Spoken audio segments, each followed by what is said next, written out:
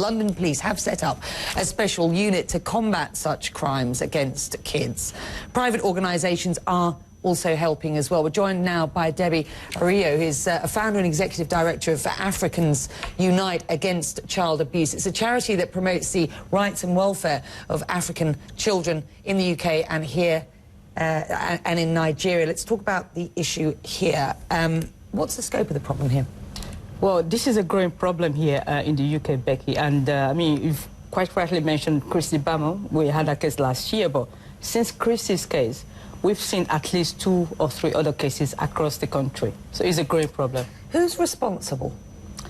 Parents, members of the community, fake leaders, fake faith leaders. Fake faith leaders? Yeah. Who do you mean by that? Fake pastors, fake imams, fake witch doctors, people who were using children as a way of making money. Because by branding a child a witch, you would have to exercise that child, and the parents have to part with money to ensure that can happen. They have to remove the stigma. I'm assuming that you've met victims of this heinous crime. Just describe, how tortured they are, as it were, physically and mentally. Mentally, the worst part is the mental, because that's what never goes away. The idea that everybody is aware that you are an evil person, a horrible person, somebody who's done terrible things, because that's what you've been told. Talking about little kids, right? We're talking about little children. That's what you've been told to believe about yourself. It's so destroying, Becky. What's being done to stamp it out? Well, last year, the UK government actually set up a national working group, and we have a national action plan to address this issue here in the UK, which is quite good.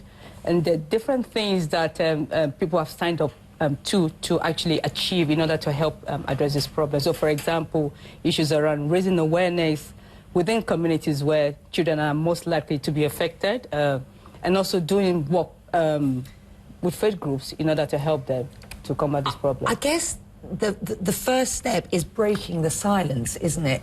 Briefly, are communities prepared to talk about it? There's a big problem because some of these people that have called fake faith leaders, they're very, very powerful people. Very few people would dare stand up against them.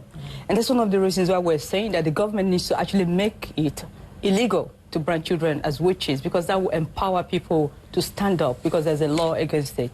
It seems remarkable there isn't a law against branding kids witches, but if it's needed, let's get that legislation done. Absolutely. Thank you very much indeed. Thank you, Becky.